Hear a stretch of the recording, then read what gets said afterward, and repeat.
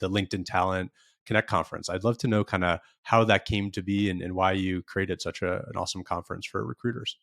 Yeah. So there were already a few conferences and many conferences for recruiters, and they were done by third-party organizations who had to make money from that and therefore invited a lot of vendors. But the real reason we created one is at some point we realized, okay, so now that we've got a good acquisition machine, we also need to do a lot more to upsell, cross-sell, and further engage the customers.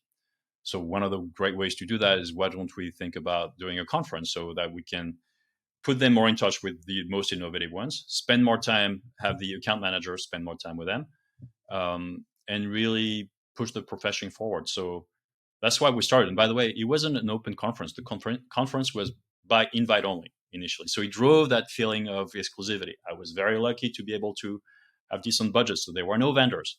There was no exhibit floor. And it was all about celebrating the journey and all the improvements of the profession and being there as their strategic partner. And of course, we also invited prospects, handpicked. So there were clear rules that the AEs could invite them. And we invited also, of course, a lot of influencers as well.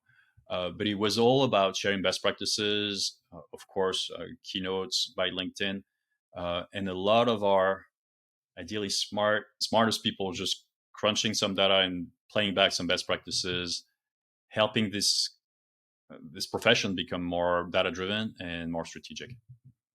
And then another similar initiative, I guess, maybe more for a VIP level, was like the customer advisory board. And I think that was hugely influential. I know you've talked, was that the LinkedIn 100? Is that what you called the customer advisory board, or was that something else?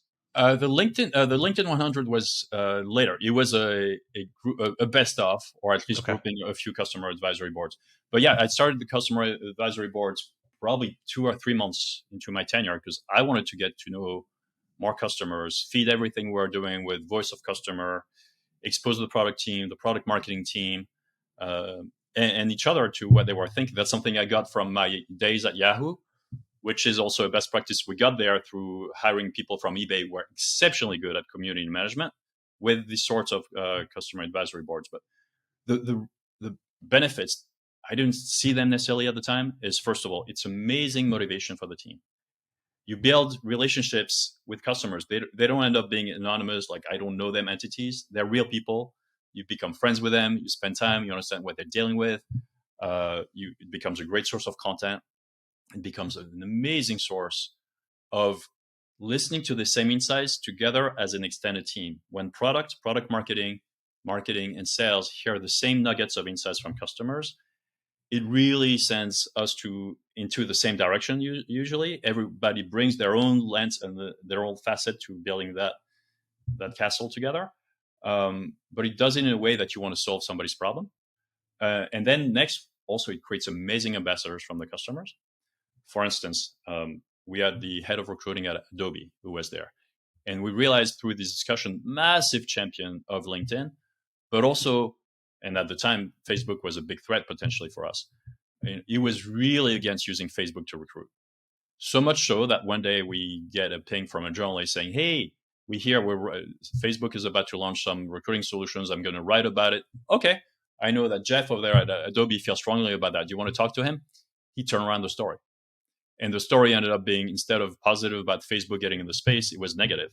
And that could never have happened if we had not spent hours with this head of talent acquisition, getting to know what he cared about and what he was passionate about. So later, after 3 years of doing that, and plus all the great speakers we had in our speaking circuit, we thought, why don't we create a super group, LinkedIn 100, of the most progressive, innovative, forward-thinking customers.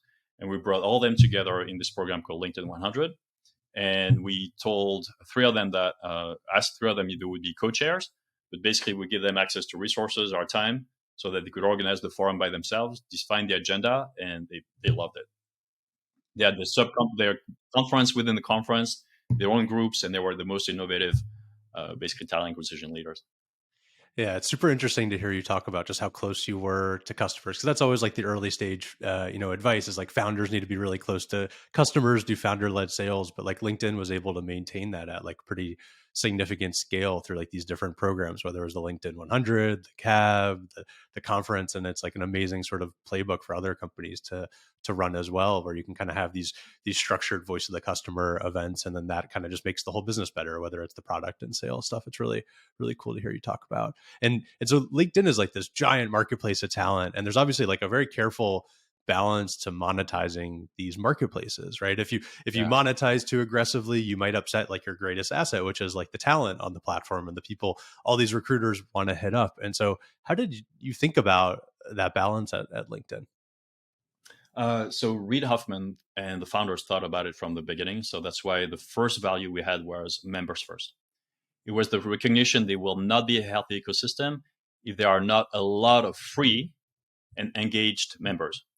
And that becomes such an ingrained value that we wouldn't even start the pitches to the executive briefing. So when we're talking to like very large customers and tell them member first is our first and primary value.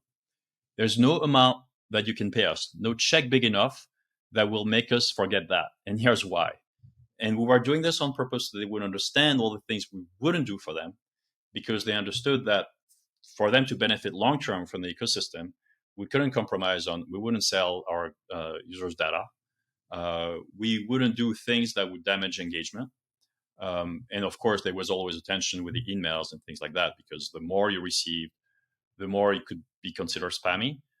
So we were thinking of ways to incentivize sending good emails, training people how to do that.